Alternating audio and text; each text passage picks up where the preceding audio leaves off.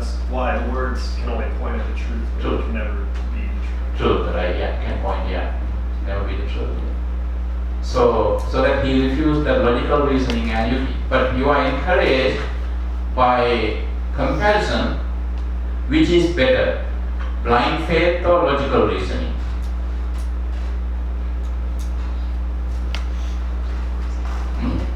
It's a tricky question. Is either better than the other? I think I just asked a wrong question. I always ask these confusing questions. It depends, because even blind faith, even though faith is blind, right? Sometimes you don't think too much, because out of deep faith in the spiritual authority, and then you seek refuge in that authority. Whereas actually devotion needs, in the way, devotion could be good or bad. There's a very nice story from the Buddhist scripture, Buddhist folk literature in Sri Lanka. There's one book. Two friends, they went on a pilgrimage around the country. They were very young. They were so tired, and one day they had to travel extra miles looking for a place to stay. And they located an abandoned temple building. So it was a temple, but there were no monks. It was not an active temple.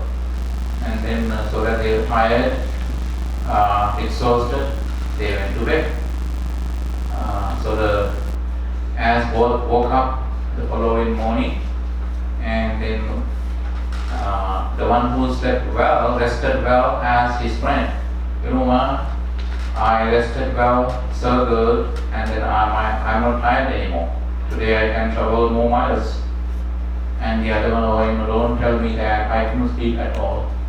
Why? Because you were so tired, exhausted. You should have rested like me. And no, why? As I adjusted my, bed means on the floor, as I extended my feet, I was having my feet on the direction of the stupa, the shrine, not the bone relic shrine, the stupa, the pagoda. So that then I would change my position. Then I would leave my head where my feet was first. And then I noticed that I was having my feet on the direction of the monk's residence. In case there were monks inside, then it's disrespectful. And then I changed the other direction. There was a Bodhi tree, and there was another statue there. Right, from four directions. So take it as metaphorical. And then what happened? So that I couldn't sleep. And the other guy said, I never thought about anything else. I know this is a temple. I have deep devotion in the Buddha, but I probably you were too devotional. I think you were in a spiritual dilemma, because the devotion is such that you shouldn't go that far. That's why you couldn't sleep. Respect is on your head. For sure, you are not offending the stupa simply because you are having your feet extended towards the stupa, towards the monastic residence, towards the Bodhi tree, and towards the statue. And so that story we use to explain utter devotion. So that friend has too much devotion, couldn't sleep. Where the other one had the devotion, but he was more like a listening kind of person. So at that point, the one who rested well, he still had the devotion in Buddha, but not to the extent that his friend had. At the same time, he was not. He didn't use his logical reasoning to condemn his friend. So that's how we use that story to explain devotion. And then, so at times, one time, remember that we talked about Saddha and Bhakti the last time. We talked about two types of devotion in Buddhism, remember that? Groundless and reasoned faith, blind faith and reasoned faith, or the faith that comes through reasoning. Two kinds. Usually the first level of truth is usual deep devotion that people have as religious, as spiritual people. Second one is based on reasoning, reasoned faith, because you study. First, if you are the first type, what happens? You are really devotional toward the temple, toward the monk and the Buddha. And when you see, right, we always tease my lay people. That's all. Most monks in Sri Lanka do that, just to tease. Let's say now it is raining, and you run back to the monastic building, and then one lady is looking at you and like this, and later on you come back and say, "You lost devotion to me, right? Because you saw me running. Monks are not supposed to run, right?" So just for humor. But in literally also it happens sometimes. Because people maintain, in their head, adherents or followers maintain a certain image of their teacher in good faith. Sometimes this is shocking to the adherents. When the teacher is called to retire and doing something on becoming a monk or a teacher or a spiritual teacher, in day-to-day news you hear that. We call that in the Western terms, a saint fell from his sainthood last night. That's how people say. Saint means not to offend the actual saints, but saints who think himself is a saint. Devotional, because he got retired doing something, some cheating or stealing or misconduct. And then logical reasoning. Number 6, what is the difference between logical reasoning and philosophical reasoning? In philosophical reasoning, you leave some space for respect that religion or belief that you discuss or that you talk about in philosophical reasoning. In philosophical reasoning, mostly philosophical reasoning is about metaphysical things. And then logical reasoning is basically, and some people love philosophical reasoning, some love logical reasoning. Philosophical reasoners are scared of logical reasoners. Why is that? Logical reasoners, reasoner is the one who do the reasoning. Logical reasoners, usually they don't care what others think. Whereas philosophical reasoners, they maintain some dignity. I don't mean that logical reasoners don't have dignity, but they don't care. They will rush to butcher. For example, anyone from anthropological background here? No one, right? I want to make sure that I don't offend you, because my intention, Chetana, karma, is to offend you. No, because I always say that in religion, always anthropology is the opposite of religion. Anthropologists always say, especially young anthropologists, they are so motivated by their secular knowledge of human condition, human behavior, and they will say, I hate organized religions. And that is the first law that they deliver onto the body of religion. They don't like anthropologists. But Buddha admired anthropology too. You come up to some anthropological discourses in Buddhism too, especially when you talk about, and we did touch upon that when you talk about caste system in India. And when a king approached, a Brahmin approached the Buddha and insulted him, okay, hey, I heard you are a king, but you are inferior to me because I am a Brahmin. And okay, even though you can boast about being a king, and Buddha said, wait a minute, I don't boast about. Anyway, kings do, let's suppose you do. And then now you are royal, you are a king. But do you know the origin of kings, and they were born in the jungle. You come from the jungle, and Buddha said, "Oh, you are Brahmana. You come from the same point, same root. You were also born in the jungle, in the forest." And Buddha said, an anthropology, and Buddha talked about how we started as hunter-gatherers, primal human beings, primal humans, and then hunter-gatherers, and Buddha would explain that. Especially Buddha in the Buddha's definition of 5 precepts, how we all became violated first. Violation occurred first, then came the precept to help people stop violations. Even the Bible start, right? Even the primordial human being Adam, right? He violated his first. He committed violation first. That's why that was he had to leave the heaven. Right? So first you transgressed morality. You violated morality that you are supposed to uphold. And as a result, precept had to be introduced by degrees, little by little. In Buddhism too, Buddha would first explain, in his explanation of precepts, morality, because people first committed, first there was violation. Then for everyone's sake there has to be precepts in place. So, and then, which one is philosophical reason number 7, to outward appearances. That's where the teachers, gurus fit in. Simply because a teacher, guru looks pleasant, radiant, and then sometimes people say, one member says to another one, "You know what? Didn't you see that? What?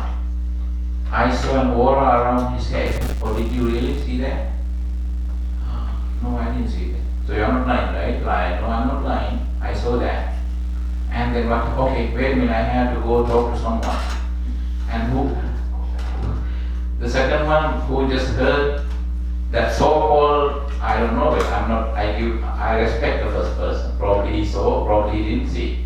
Anyway, the point here, the second person who just said. And he rushes back to his group and say, after it was his own first-hand information, "Okay, you know what? I saw an aura around my teacher's, my guru's head. I just saw him walking." So that's how adherence to outward appearance. So the outward appearance is given a prominent place in later scriptures or in commentaries.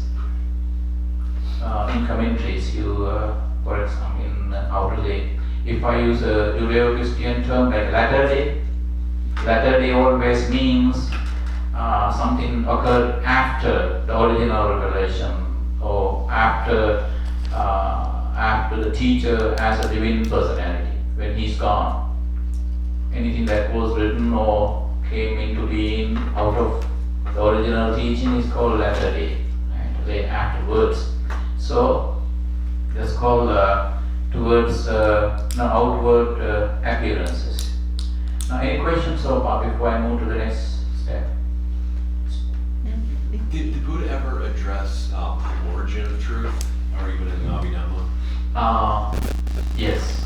Actually, that's nothingness. Nothingness, impermanence. Yeah, and actually at this point we can just relax and talk about that. Because what is truth? And any religion would say the revelation is the truth. And then if you use the same word, a devotional Buddhist could argue, okay, in the presence of a God believer, and okay, you believe in God, I believe in Buddha. So, do you believe in revelation? Yeah, his word is revelation to me. But he was human, right? It doesn't matter. So your God is divine, my God is the Buddha. And actually I have come across some Buddhists who think Buddha is absolutely divine. So what is the truth to you? Anything that God has that I learned from God is the truth. What about yourself? Because you are a Buddhist, what is the truth? Whatever Buddha has said, what has Buddha said? Tell me.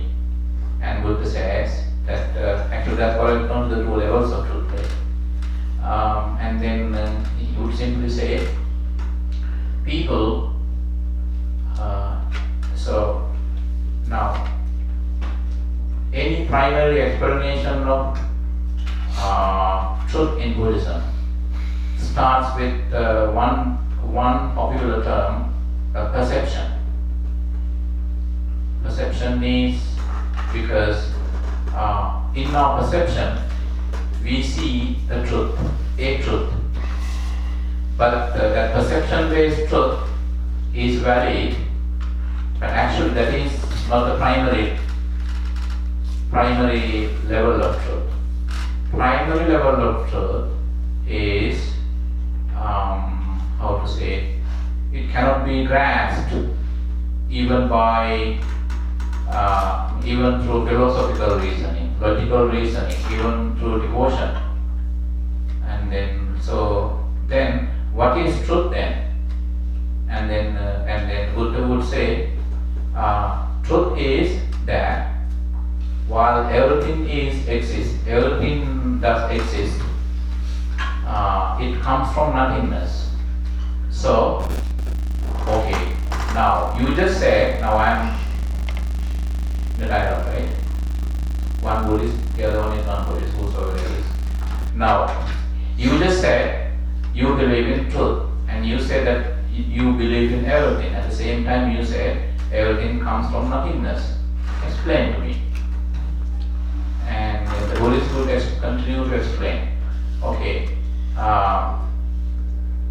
things that we see, things that manifest to our sense faculties, to our eyes, to our ears, to our nose, to our palate, tongue, to our skin, is true. Because unless they, so they do exist. That's why I see them, see things. But what if you listen to same piece of music over and over again, and then as you continue to listen to your signature piece of music, and then all of a sudden there comes this new singer, or the same singer, and who has a new song. When you hear that, it is more beautiful, and then you stop admiring the previous piece of music, and then suddenly you get more interest in the new song, new piece of music. Then what happens to the value that you have attributed to the previous piece of music? Unless there was this new piece of music, you would have continued to see that piece of music as a signature piece of music, that your most favorite one. But there's a change of status, because you stopped admiring, appreciating the previous piece of music the same way you used to do. But now you started admiring a new piece of music. So at that point, the piece of music that you used to listen to had some value, because when it is universally appreciated, so it comes with some built-in value, because it speaks to our universal emotions, probably sadness, breakup, song, love, loneliness, despair, suffering, insecurity, and all that. But this piece of, so that's why it comes. Any piece of music would have some built-in value. At the same time, what really matters is that the listener, the audience, the fans, they attribute a different level of value to that piece of music. And that is what that you took it back. You took that back, you removed that, so that you downgraded the previous piece of music and you upgraded the new piece of music. So by comparison, you see the new piece of music as more valuable. make more sense. It's much higher. It's more expensive. You would spend more dollars, more money to buy that, download that. So that's when perception means we are always driven by because our everything that we see is based on our perception. We always attribute higher or lesser value to the things that we appreciate, that we admire, that we possess, that we try to grab, that we claim the ownership of. So, and that's when always, that is the world in our perception. Things come with the built-in value universally. That's an overall. Of course, there could be few people, few percentage, some percentage that don't appreciate a certain piece of music that is appreciated, admired by the entire world. But it doesn't matter in overall, a certain piece of music is favorite of millions of people, so that you could technically say, okay, it's loved by everyone in the world. But at the same time, what if the singer, when this new piece of music is attributed, it also comes with built-in value. But the real problem is with the degree of value that we attribute later on. And you may tend to take that value back the way you attributed it. It's always based on our perception. And then based on perception, we love or hate everything. But what is the substance of everything? The substance is, in the ultimate analysis, the notion of everything could be reduced to nothing. There's nothing finally. Why? Because you can analyze the physical basis of a certain thing. And then we see two kinds of value. So the physical basis and also the emotional psychological basis. And so emotionally we attribute certain value, and it has some so that and then this pair of glasses that someone donated me in London, optician herself checked my eyes, and she spent a lot of money on 3 pairs of glasses that she got me in London because she's a friend of mine. And then when I was, because I like brown, dark brown, red things, so that when I saw this red frame, that was my attachment, Krishna, somehow, right? I got this one, and someone told it doesn't look good on you. Okay, don't wear that. And someone said, okay, it's good on you. You like red, right? Anything red or brown? Okay, so that's consistent. And but at the same time, some people have thought about my glasses more than I did. Right? If this pair of glasses, it comes with built-in value, given the design, given the color, artfulness, whatever, and overall, my optician told me that most people would buy this frame, meaning this was overall, this universally popular frame. So that's the built-in value then, thanks to the designer. But at the same time, what about my friends who later sold my glasses? Some admired my glass more than I did, even though they would never wear my glasses. Whereas some other friend, and like the previous one, they wouldn't wear my glasses, they would never wear that, but still, they say, no, we don't like it. I think that doesn't look good, I don't like it, we don't like it. But see, there were 2 groups of friends besides me. So I am wearing these glasses, overall I like it. And one group on my right, they say it looks, I think they admire my glasses more than I did. The group on my left, Playing all songs shuffled. it is not good at all on you. So, what's that? Where's that? How come that? No. That's the Tibetan music. Divine being. Yeah. Yeah, divine, yeah, anything, yeah, over there, here. So, See, that's why I don't have no remote control, nothing. Maybe supernatural. So, and then, so that's the value. So that's everything then.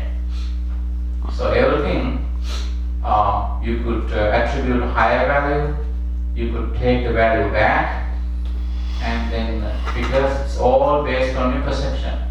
But finally, when you keep analyzing, if it's a physical object, and then you go to the atomic level, you break it into proton, neutrons, electrons, whatever that, and again you go back and other energy atomic particles, and in the quantum, everything, quantum. Nowadays use the quantum techniques, and finally it could be energy there. But again, what happened to energy also is also a composition of many other things, and finally there's nothing left. Nothing. So there's nothingness. But again, as average human beings, we cannot have nothingness.